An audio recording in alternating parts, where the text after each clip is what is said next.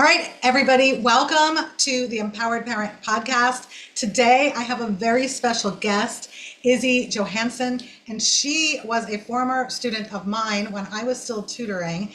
And so I'm really excited to have Izzy share where she is heading, what her journey was like, and just anything else that comes up. So welcome, Izzy. Thank you. I'm excited to be here. Yay. So, Izzy, you are 17 now, is that correct? Yeah. Yeah. And I tutored you, I was thinking, I think it was like 2018. So that was like 8 years ago. So you were 11. Yeah. Yeah. And you did virtual tutoring before COVID. So we offered in-person and virtual back then, but it was easier for your family dynamics and your distance for you to just do virtual tutoring. So yeah, I'd like to talk about your tutoring experience, but first I want to talk about where you're heading and your most recent journey because that is just so exciting. So tell us, where are you heading in the fall?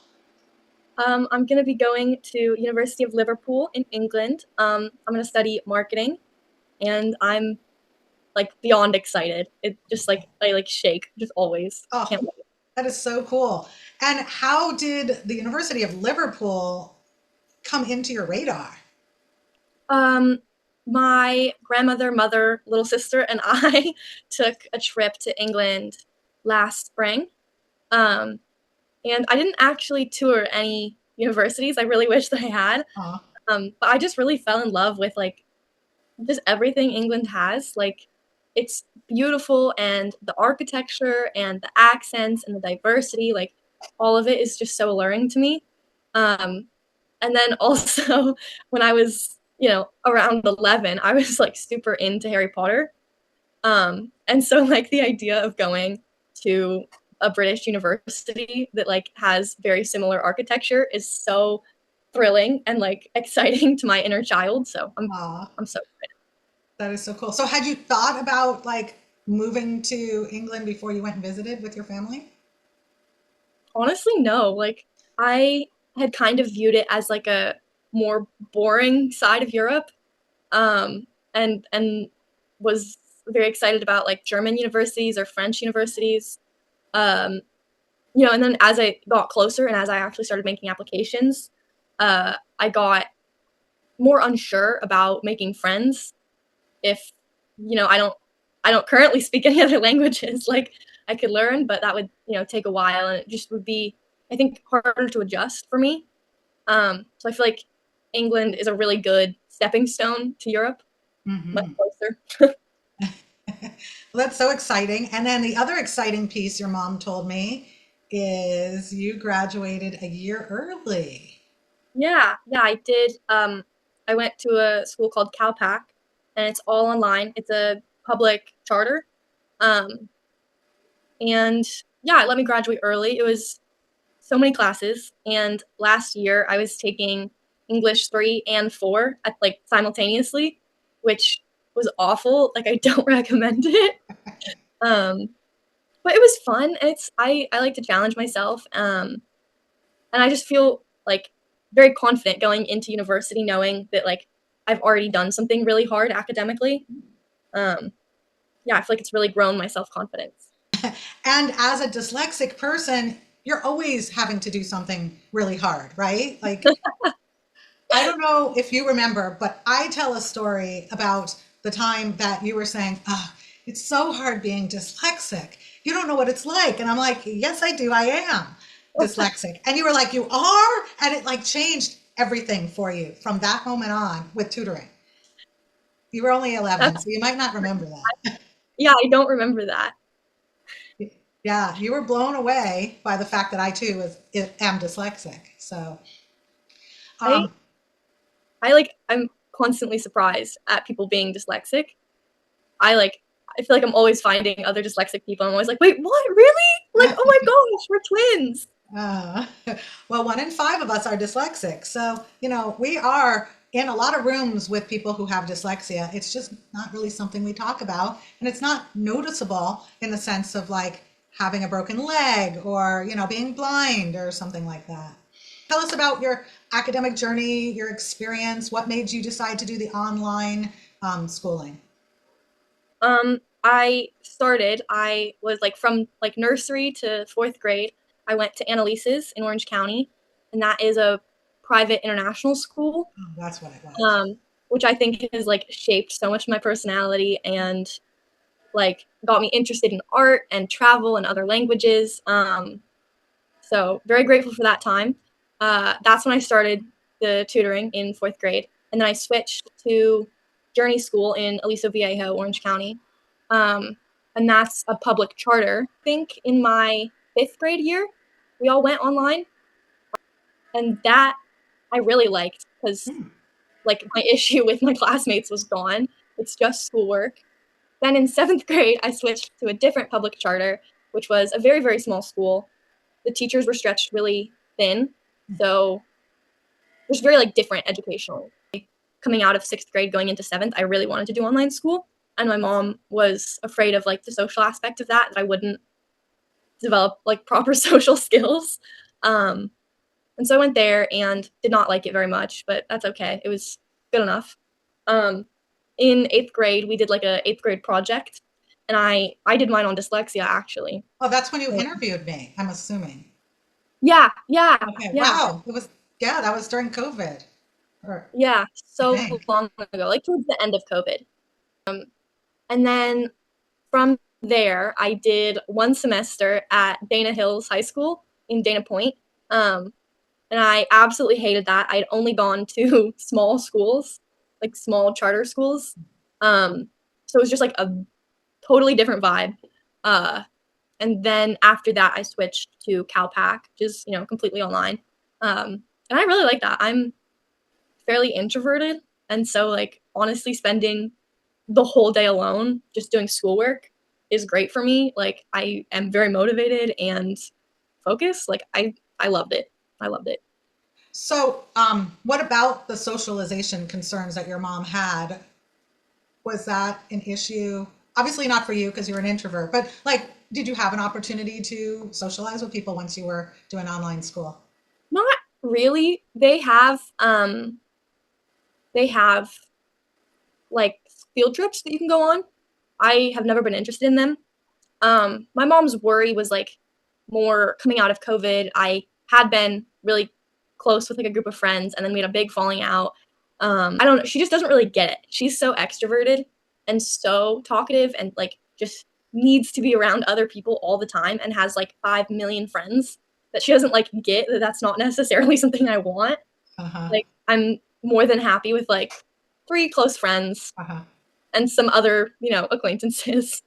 Um, I don't definitely wish I had done more extracurriculars, Uh-huh. but I was so focused on school and like taking all the extra classes, and because I'm dyslexic, the reading on my assignments or just classes took I think longer than it did my classmates. So like after a long day of like reading a bunch of information, I'm just like tired. I'm like, okay, let's watch a Simpsons episode and go to sleep. We'd like to take a moment to thank our amazing sponsors who make this podcast possible. First up, we have 3D Learning Experts. If you or someone you love struggles with dyslexia, dyscalculia, or similar learning differences, 3D Learning Experts is here to help. They specialize in virtual tutoring for students of all ages, from first grade to adulthood. Their expert tutors use the proven Orton-Gillingham method for language arts, structured and sequential program for writing success, and a multisensory approach to math. This ensures students enhance their reading, writing, spelling, and math skills in a way that suits their needs. Empowering students with confidence and success. That's what 3D Learning Experts is all about. To learn more, visit 3dlearningexperts.com. And when it's time to unwind, why not escape to fabulous Las Vegas with Casa Arce Vacations? Whether you're planning a quick getaway or a family reunion, Casa Arce Vacations offers 4 unique stays at one convenient location. Just under 3 miles from the Strip, choose from a cozy tiny house, 2 stylish studios, or a spacious 4-bedroom, 2-bath unit. Each unit has its own private patio. Perfect for any occasion, they've got the ideal spot for your next adventure. Start planning your trip today at facebook.com/Casa RSA Vacations. Thank you to our sponsors for their support and for the incredible services they provide. Now, let's get back to today's episode. And so, what was the process of getting accepted to the university? A total pain, honestly. I did not like it. my mother's friends with a college admissions counselor or coach. And so I worked with her a little bit, and she helped me find some universities and helped me apply because the wording is like just so different, which you wouldn't think that it would be that big of a difference. But like I also filled out the Common App. And there were like maybe 2 sections that I was like, what does this mean? And the British Common App, it's called the UCAS. I like started filling it out and I was like, oh, I'm getting this all wrong.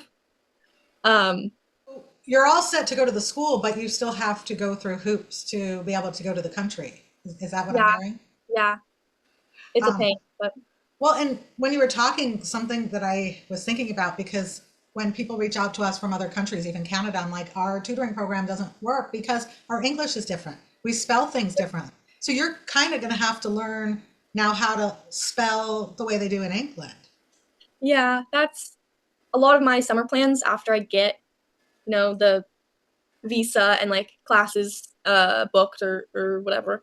Um, Once I have that done, I'm gonna focus more on like learning the train system and making sure I understand the money and Celsius versus Fahrenheit and the spelling differences. There's also a couple of like word differences. Like they refer to underwear as pants, Oh, what do they call pants? trousers, Slacks? Oh, or jeans. But so I can't just say like, "Oh, look at these new pants I got." Oh, And be like, "No, don't show me." uh, Like, well, and uh, then I was watching a movie, and there's a word that's a really bad word in America, and apparently they use it for everybody. So yeah, that'll be a switch. yeah, yeah. And I won't I won't say what it is, but bangs means something very different. This, you want to call it fringe. Your Oh, fringe. You don't want to call it your bangs. Not okay. okay. Wow. Yeah, that's so interesting. Well, I'm sure you sound like you plan on being completely prepared, so I'm sure you'll do great when you get there. And I've been wanting to go to Europe, so now maybe I can have an excuse to go to England and visit you and have a tax write-off. Oh my gosh, please. Everybody has said that, and I'm like, okay, I either everybody's gonna come and visit me and I'm constantly gonna be hosting, or like nobody's gonna come. Oh, I don't know yet, but I'm right. excited. I'm excited. So let's go back to, if you can remember, all the way back to when you were 11, um, about tutoring, and how did that help you with your academics?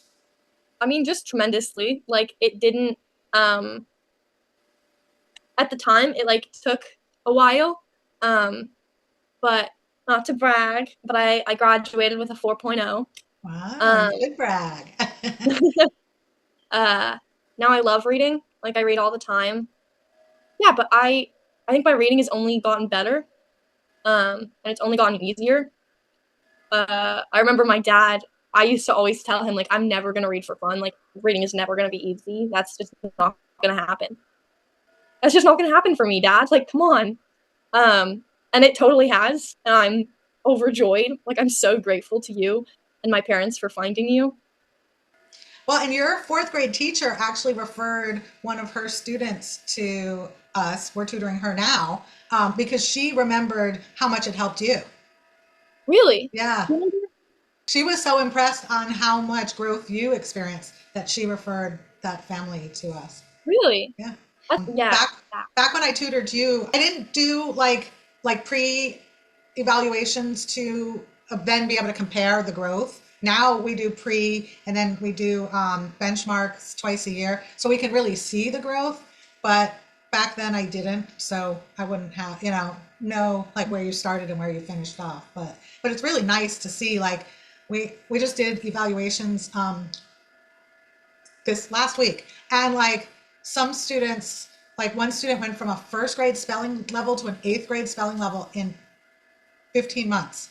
So That's crazy. yeah. That's insane. I don't remember having like reading comprehension level. Like I know for whatever test that is, the CAS, CAS, CAS. That's it, I think. Hmm. The California something, something, something. But I've been reading at a 12th grade level since ninth grade. Wow. That's Yeah. incredible. As a ninth grader, I was like, whoa, guys, watch out. Watch out. Like, this is big. It is big because reading is in our everyday life, right? So when you struggle to read, it really makes it harder. But like you said, you're still reading slower, even though you are such a strong reader. And I think that's just kind of inevitable for dyslexic people. I could be wrong. Perhaps we can outgrow that speed challenge too. But my only child who isn't dyslexic was an amazing reader at a young age, like reading on an eighth grade level in second grade, but still a slow reader. So I feel like that was the dyslexic gene that one child had, who, because the rest of my kids all had varying degrees of dyslexia. But yeah, speed reading, I hear, is something that can help if you learn how to speed read. You might want to add that to your plate and see if that helps you with speeding up. Yeah, I don't know. My best friend learned how to do it young, and she like is a crazy bookworm. I think last year she read like over 100 books. Wow. And she reads like everything. She reads the like boring political biographies, autobiographies. It depends if they wrote it themselves or someone else wrote it. Autobiographies. That's a dyslexic issue of mine. I can't ever figure that out. I assume it's dyslexia. I don't know. But yeah, she is like a total speed reader and learned, like, taught herself how to do that off Really? video. And she's always like, you should try it. And I'm like, no, like my head doesn't work like that. And I find when I try it, I just like get words wrong. You know, the thing of like looking at the beginning and the end of the word and not really the middle. Uh-huh. I just do that. That's and a then definite dyslexic thing. Yeah. I'm like halfway through the page. I'm like, wait, none of this has made sense. Like, who wrote this? I've never tried speed reading, but I wanted my kids to learn how to do it, but they weren't interested in doing it. But that makes sense. Like, I want to know how to do it. It just hasn't clicked yet. Well, and if your brain isn't wired to do it, even as dyslexic people, our brains are wired differently. Like I had a student, she started tutoring at 18, and so I suggested that she look at the book and listen to it at the same time, because that's supposed to help you be able to recognize the words and help improve. And she was like, I can't do that. Like it was too much for her. But that's a recommendation for dyslexic people. So, not everything works for all of us. Yeah, everyone's so incredibly unique. I moved 2,500 miles away for college. Not quite as far as you, but yeah, you're just like going to be really far. What are your feelings about that? I've always wanted to go far for college. I've always wanted to live internationally, and my parents have always, been in support of that. I gave a speech at my graduation, actually, and I had a portion addressing the younger siblings of the graduates, saying, like, oh, we love you so much. We're sad to be leaving. Like, just know you're not forgotten. Like, call all the time. And I started crying and crying, and it was so embarrassing, and I just could not recover. So for the rest of my speech, I'm crying. It was towards the end, so it didn't matter. But I don't know. It's kind of hitting me hard that like I probably won't live with my parents again. I'm just really excited for myself. I'm kind of sad more about friends, knowing that like it's just never going to be the same. But at the same time, I like very much have faith that if we're meant to stay friends, we will, and if we both, put effort into it, we will. And that I'll make other great friends. And that like I don't quite know how to describe it, but I just feel very at peace with it. I'm still sad, but very at peace with it, and just I'm talking about one friend in particular, but like he's gonna go out and do great things and like travel in college, and like I don't know, I'm not letting myself be too sad about it yet. If this interview was later in the summer, you might have a very different Izzy on this subject. But for right now, I just feel excited, and everyone's gonna come and visit. Besides that, they're both very excited to, come and see me. I'm like honestly so excited that I like am not sad about anything yet. That's good. And when you're the one leaving, it's easier to not. Easier. Yeah.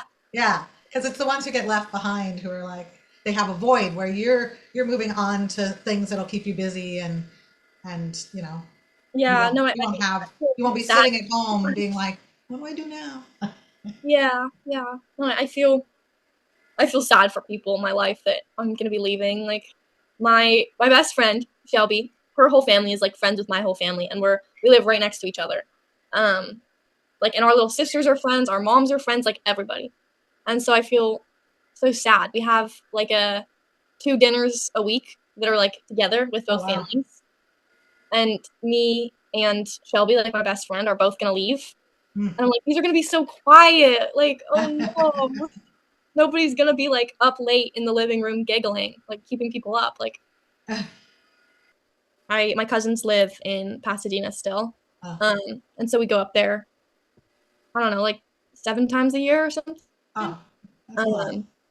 And yeah, it is. But I love it. It's like so calming and just like peaceful, and the big trees. I love it so much. I love California. Like I don't know why I'm leaving. I'm like, wait, this is paradise. What am I doing? Yeah, but you know what? You can just go for college and then come back if you wanted to. Yeah, I think I really love bigger cities.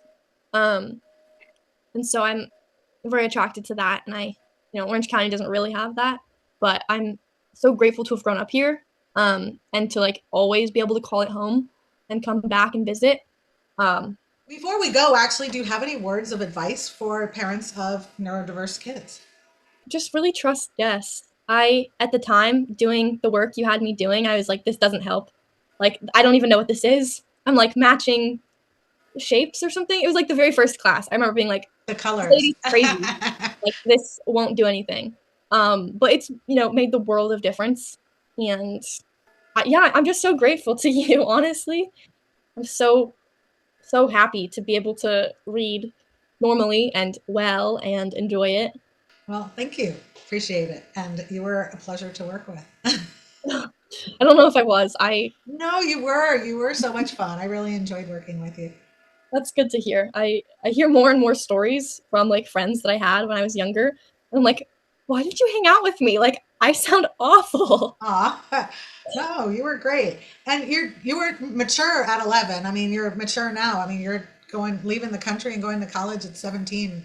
Most 17-year-olds these days are not capable of going to the store by themselves, let alone going across the world.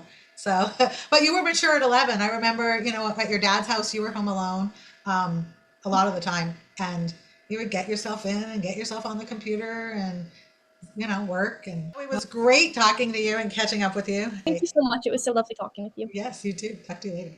Bye. Bye.